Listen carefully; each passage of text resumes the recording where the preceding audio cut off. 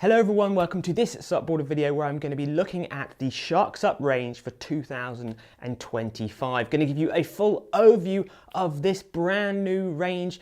Going to jump into the board specs, the sizes, the thicknesses, and what boards potentially you should be looking at if you want to get into supping for the first time or progress as a tourer, racer or surfer. And of course, I'm going to give you our impressions and thoughts of this new range for 2025 as well, because there is a lot of very innovative and exciting stuff on these new boards. In fact, there's so much exciting stuff to talk about in this video. I'm actually going to do a bonus video to this where I'm going to dive into the constructions, the materials, the manufacturing processes that Shark put onto these boards in a bit more detail. So if you're interested in finding out more about that, definitely check out the bonus video. I'll make sure there's a link in the description below and a link at the end of this video also. So that's well worth a watch if you want to find out a bit more about Shark, but also it'll give you a good amount of information about SUP materials in general. So I'm going to lay this video out by first off speaking about the board constructions and their packages. Then I'm going to be speaking about the sizes and overall shapes and potentially the disciplines you should be using those boards in. Moving on to the width, thicknesses, and finishing off with the weights and stiffnesses of the boards. Then going to jump into our thoughts and impressions of the range in general. And by the end of all that, I guarantee you'll have enough information to make a good choice of if one of these boards is right for you. Now for 2025, there is definitely a lot more Shark SUPs available. And if you're newer to the sport of SUP, it can be a little bit overwhelming when you're looking at the Shark website. But really, when it comes down to it, there's basically 7 different types of boards. Then you have lots of different sizes and constructions in those types. So let's first start off with the constructions and the packages available of those types. You're going to mainly see 2 types on the website. You're going to see a flow construction and a plus construction. So let's jump into the flow range first off. Now the flow range is in the teal colour and it's offered in most of the board sizes and shapes. The board is made out of 1000 denier knitted drop stitch and it is double layer. It is what you call the fused layer, so it's not 2 layers stuck together like the old school boards. It's very much the new generation of boards. So it's a laminated double layer. Still keeps the weight down, but also keeps the cost down as well. I'm going to jump way more into more detail about the technologies in this bonus video as well. So definitely check that one out for more information. The rails of the flow range, they are still finished off in what Shark call their triple rail edge with a welded rail. I strongly believe that welding is the strongest and best way of putting an inflatable paddleboard together, because you get 100% a sealed paddleboard that is not going to degrade over the time. It's not going to get affected by the sun so much. What they mean by triple layer is where they pull the top and bottom layer together and they put a layer on top of that and they weld all of that together. So that's 2 layers, and then they put another 1000 denier knitted drop stitch on top of that, which gives you the triple layer. It makes them really tough, really hard wearing, and also good amount of stiffness as well. We'll jump into stiffness and weights in a bit. This also means these boards can take a high recommended pressure of 20 psi. Looking at the plus range, now this is the boards that are in the blue color, and there is some similarities between the flow and the plus range. They still have the triple welded layer, but the main material is not 1000 denier knitted drop stitch, it's 1000 denier woven drop stitch. Now that is a much lighter base material, but it's still very stiff and very hard wearing. It basically costs more money to make. It is a higher quality material. But the plus range does have an extra layer on the main part of the rail where it has a carbon rail band inside that rail as well. That's going to give the board more stiffness, and again it's going to make it very, very hard wearing, but still not going to put that much weight onto the board either. It's still very much made in the same way as the flow range, and it can easily take 20 psi of pressure. Looking more of the fittings and features that are different between the flow and the plus range, you're going to see the plus has more bungees that are supplied with the package. It has portage handles supplied with the package. It has a kicker fitted into the EVA deck pad. It has a PVC rail edge runner at the back of the board. And if they come as standard with nose cones, which most of the Shark SUP boards do, but we'll speak about those in a minute, they come with the carbon nose cones. And the flow range comes with just a plastic nose cone. So you can see there between the flow and the plus range, the Plus range a little bit lighter, gearing up for a bit more performance, going to give you a bit more stiffness, really for, let's say, more of the committed paddler or the paddler wanting that much more of an edge or better board to paddle. Now let's talk about the Roam range of boards. Now this is a very exciting range of boards because they are lighter weight boards. They roll up much smaller, hence they're called the Roam. So they're really designed for the traveling supper, the supper that wants to walk with their board, go places, go on a train, go on a bus. Really transporting their board is super important to them. It's got the same construction process as the other two boards. Still comes with the triple rails that are welded internally as well. But the main material that's holding the drop stitch layer is still 1000 denier woven, which is the lightweight one, but it's single layer. So it's not double layer like the other two boards, like the Flow and the Plus, which is why the board is so much lighter. Also, those boards are not supplied with nose cones. They have more refined noses, and the bag it comes with is very different as well. It's much smaller. The board rolls up so much tighter because it is a single layer, and that's what you really want when you're wanting to have a lightweight board that's easy to transport. There is one other group of boards that has a tiny bit different of a construction to the others, and that is the Speed Plus boards. The same as the Plus boards, so still with the triple layer welded internal rail, still got the carbon band on it, still got the tail release and the kickers and all that sort of stuff, but it has an extra carbon stringer on the top and the bottom of the board, making that board a little bit stiffer again. For the races or people paddling fast, performance is definitely key. You're going to be wanting a stiffer board, a lighter board as well. So that's going to keep the weight down and keep the stiffness up there. But again, we're going to jump into weights and stiffnesses in a second. With all those boards as standard, you get a wheelie bag with the Pluses and the Flows. You get a super double action pump with all of the boards. You get a good quality coiled leash with all of the boards. You all get the SUP Smart Tech fin, which is a patented design, which is easy to get in and out of the board. Now you don't actually get paddles as standard with any of these Sharks boards. We do think that is a good move because a lot of you out there have already got paddles knocking around, or you've got a friend with a paddle, or maybe you're looking for a more specific paddle that Shark do not supply. So it does give you that option, but there are paddles available from Shark, and I think £45 you can get yourself a carbon nylon put into any of those packages as well. Okay, so that's an overview on constructions and materials. Again, if you want to find out more about the materials, watch the bonus video. I'm going to go into it in a bit more detail, give you more background about those deniers and all that sort of stuff. Let's move ourselves on to looking at the board shapes themselves. So earlier I said basically there's 7 board shapes available. So let's jump into those now. First off, you have a 10-6, a very all-round shape board, rounded nose, rounded tail. That board is available at Flow construction and a Roam construction. That board hasn't got a refined nose and it hasn't got a nose cone. It's very much just a good all-round board to get you onto the water the first time. Family fun, trying lots of different types of supping, quite easy to turn around, not that fast, but it's just a board to get you on the water and enjoying the sport and potentially seeing what side of SUP you would like to go into after that. Up from there you have boards in the 11'6" size, so a little bit longer. You're going to notice the shape's very different of these boards. These are available in a Roam construction, a Cruiser Flow construction, a Cruiser Plus construction. You'll see the shape of this board, it's got that more pulled in nose. The Roam board has got a refined nose. All of the Flow and Plus boards come with either a plastic or carbon nose cone. So again, this is where boards are going to start to punch through the water and they're going to be way more efficient at paddling, a bit faster. Still kitted up with loads of bungees so you could put gear on it. It's really aiming for somebody who could be getting into paddleboarding for the first time, but really for somebody who wants to paddle that a little bit further than you would be doing on the 10-6 Pace or Roam.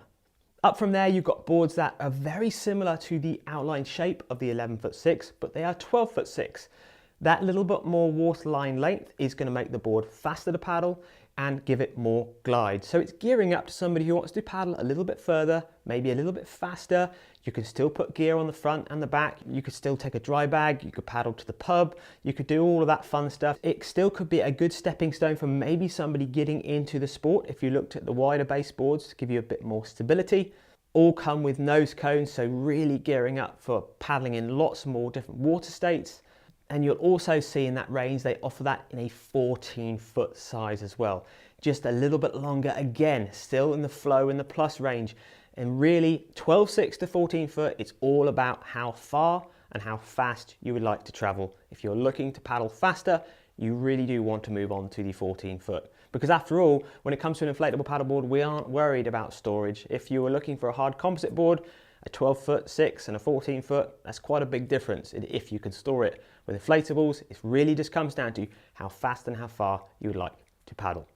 Talking about how fast and far you like to paddle, there are actually some more 12, 6s and 14 foots to talk about. We have the Speed Plus range. The big difference here between the Venture range and the Speed Plus range is the width that boards are available in and the materials that are placed onto the boards.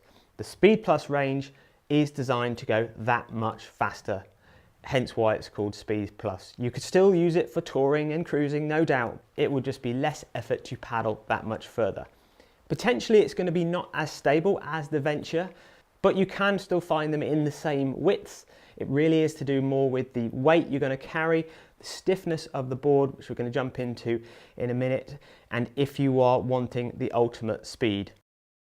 Before I jump into widths and thicknesses of the boards, I want to finish off on the slightly more specialist boards, let's say, looking at surfing, looking at yoga and the multi-person. Now, the surfboard that SUP have brought out this year does look really, really good. We are going to do a full SUPboarder Pro review on this board. This is the 9.2 Surf. It's in the Plus constructions, so it is that lighter weight but stiffer base board. It does look a lot of fun, really good fin setup, nice tail release at the back of the board. Our first impressions are looking very good on that, but we are going to be jumping into a full review of that soon. But definitely could still be right for a lighter person, but really it's somebody who wants to go surfing. It's speed and traveling far is not important to them.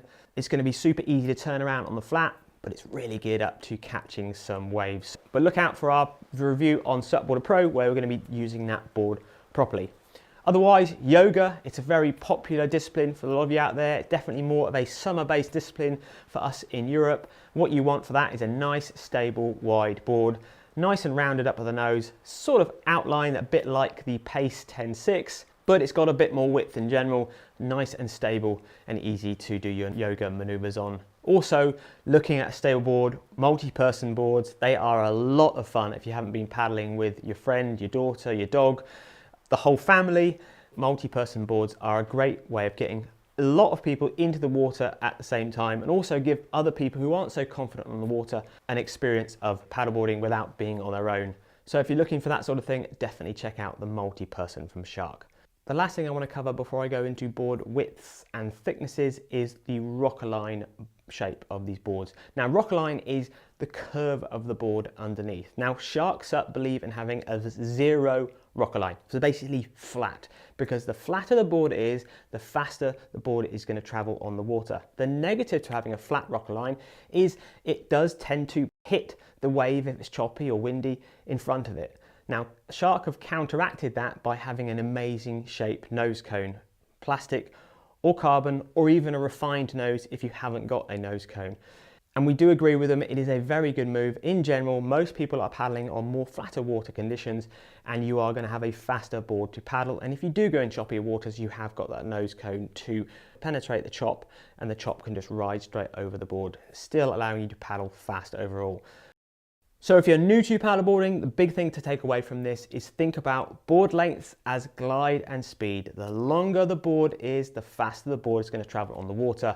And it's just as important for that, let's jump into board widths and thicknesses.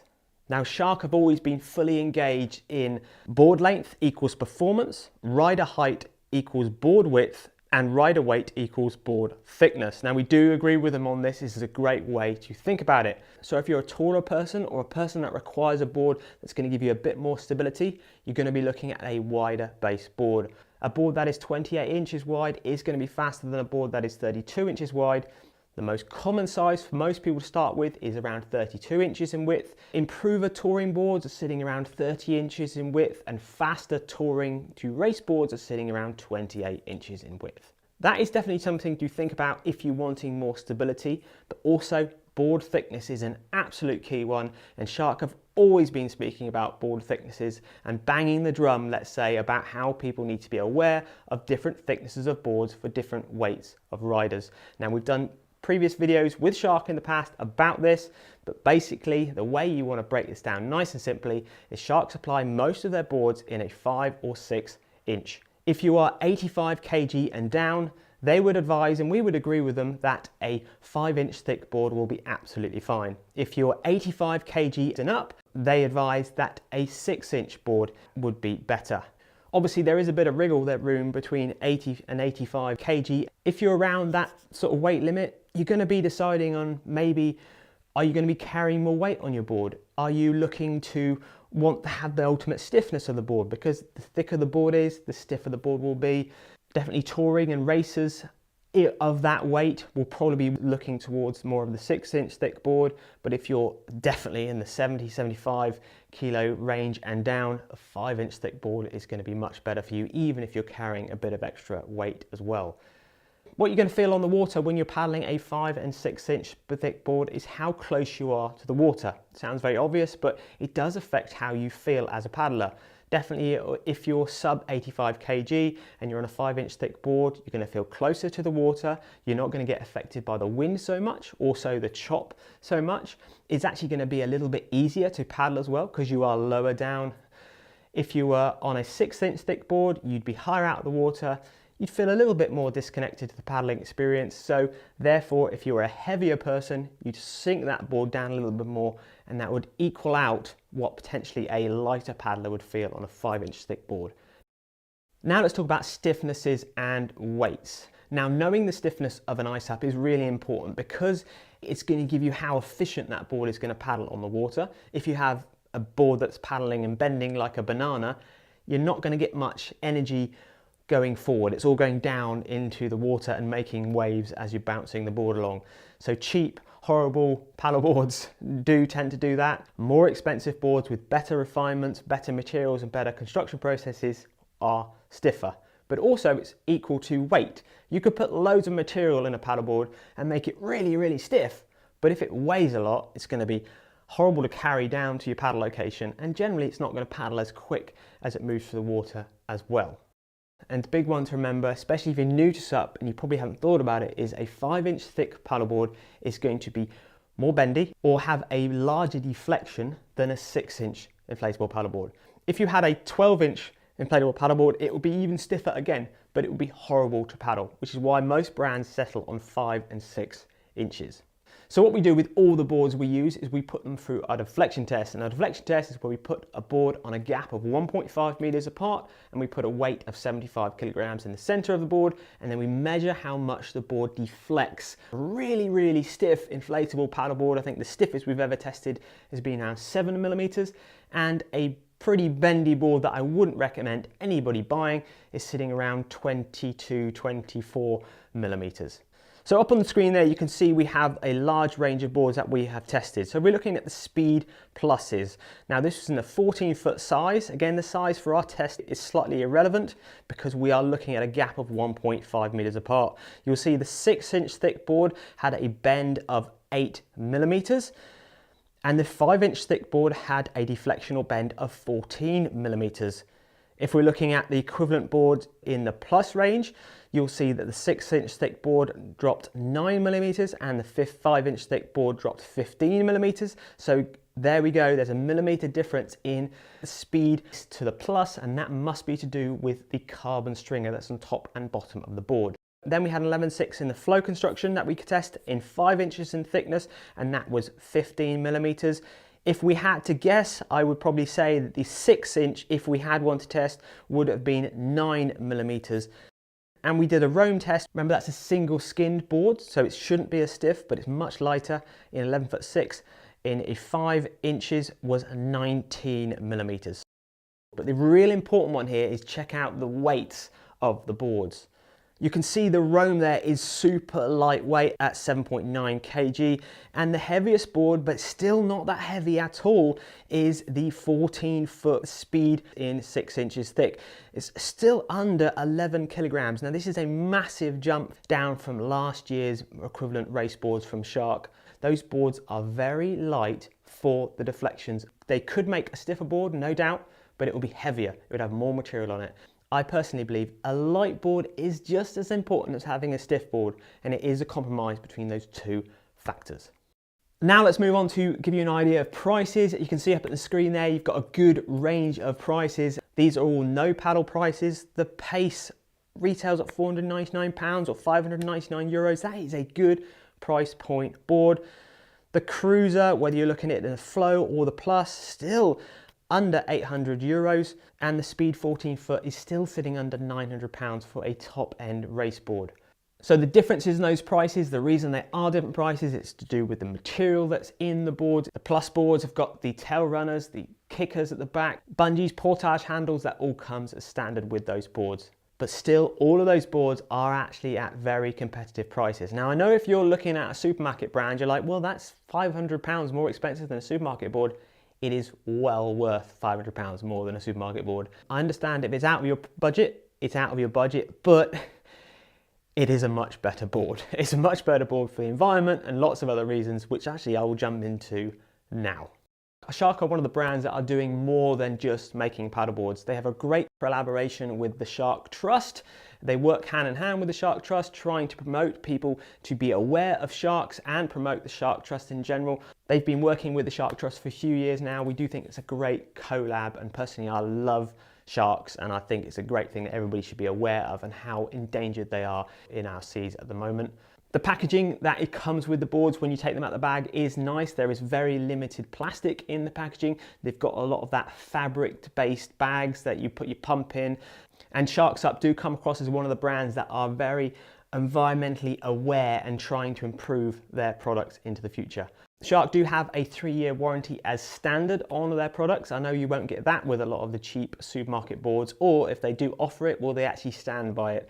Other stuff that Shark have got, they also offer a great range of accessories, extra bungees, as I said, portage handles, action camera mounts. You can buy spare nose cones, carbon nose cones, which is great. I know they offer a great kayak seat attachment, which goes on any of their boards as standard. They've set up the D-rings on their boards so you can have that kayak seat in multiple different positions. So if you're paddling with your kids, or you need your kids to be sat in a seat as you're stand-up paddleboarding, it's a great option, and it does make the board way more family user friendly.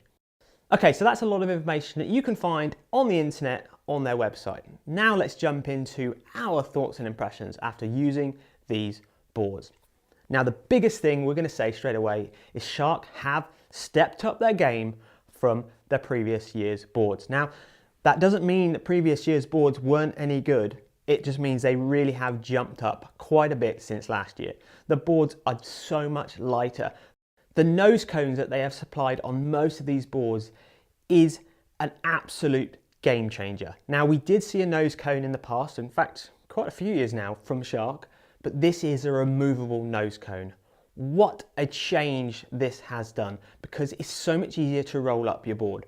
And it's so easy. I can't believe when I first saw this, I thought, this is going to be a pain. This is going to be a little bit hard work to put on. It's so easy to put on. It's so easy to take off. And when it's on, it looks like it's part of the board. It looks like it was made in the factory. In fact, I am actually going to say, I think it looks better than the ones that were made in the factory a few years ago. Massive thumbs up. The nose cone, whether you're looking for the plastic one or the carbon one, fit really well on the board, and they work really well on the board. So that is a massive pro for us. Really great job with those nose cones, SUP. Going to make paddling in chop waves so much more enjoyable. Really doesn't slow the board down. It's going to penetrate and just cut through that water like a knife. And you can actually paddle those boards without the nose cone as well, and you still have that very much refined nose even without the nose cone. Another great thing we like, which they did have in previous years, it's the newer foldable fin box. It's much more hydrodynamically shaped. It looks much better. And again, when you roll your board up, you can take the nose cone off, you can roll your board up, and then you can bend that fin box. Simple thing, makes a massive difference to the process of putting the board away at the end of the day. You've got quite a neat little clip-in fin that's easy to use that Shark have got a patent on as well. But that fin box is still a US based fin box, so you can upgrade that fin. You can put a nice race fin in your board. You can change it for a really short touring fin. Also, talking about touring, the amount of bungees, the setup of the handles, the amount of storage potential you have on pretty much all of the boards in the range is really, really good. They've actually thought about where to put the bungees. They're in the right place. They've given you the option to upgrade and put more bungees in. As I said, the Plus range comes with extra bungees so you can put them on your board as well. You've got more portage handles, just geared up to make the paddle experience so much easier than it has done in the past. Another big pro for this year, and they were starting to do it in previous years to be fair to them, is 5 and 6 inch thick boards available in most of the board sizes. Getting yourself on the right thickness of board does make a difference. So more boards in more thickness ranges this year, that's a really good pro. And definitely the construction, the finish of the boards is spot on. Really impressed with the board finishes there. All of our testers and reviewers really like them. So good move on the construction and the quality. So as far as using these boards on the water, they all do exactly what they should do. As long as you're looking at the right length and width board for you, they really are going to offer a good amount of performance in any sort of paddling discipline.